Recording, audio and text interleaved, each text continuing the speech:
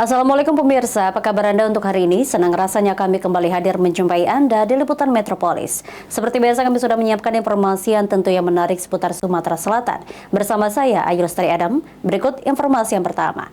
Pemirsa, hasil otopsi jenazah penagih koperasi yang dibunuh dan dicor di belakang ruko distro di Palembang. Dokter forensik temukan adanya luka benda tumpul di bagian kepala yang diduga jadi penyebab kematian.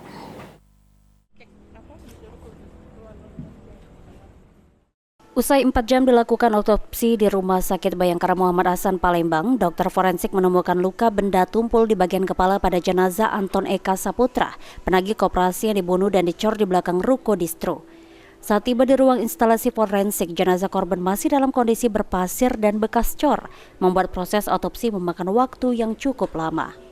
Korban pembunuhan berencana ini diduga tewas dianiaya oleh para pelaku sebelum akhirnya tewas dan dicor. Dokter juga menemukan bekas jeratan pada leher korban yang masih dianalisis oleh tim kedokteran forensik.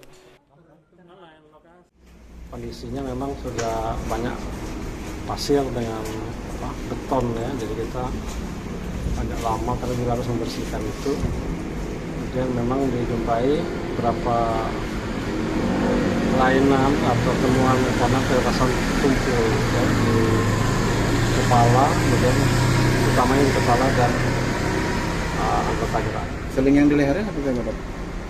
Itu ada, tapi kita masih menganalisa dulu ya, karena kita menunggu juga dari petugas yang penyidik kira-kira apakah itu digunakan juga. Tapi kalau melihat dari kondisinya sih kita masih memegang karena kekerasan tumpul. Berarti di leher tadi masih terlilit untuk seling itu sendiri dok ya? Ada tapi udah longgar, ada. Ya, ada.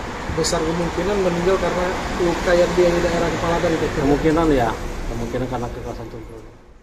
Selanjutnya oleh keluarganya, jenazah korban dibawa ke rumah duka di kampung halamannya di Desa Negeri Sakti, Kecamatan Sungkai Barat, Kabupaten Lampung Utara, Provinsi Lampung untuk dimakamkan.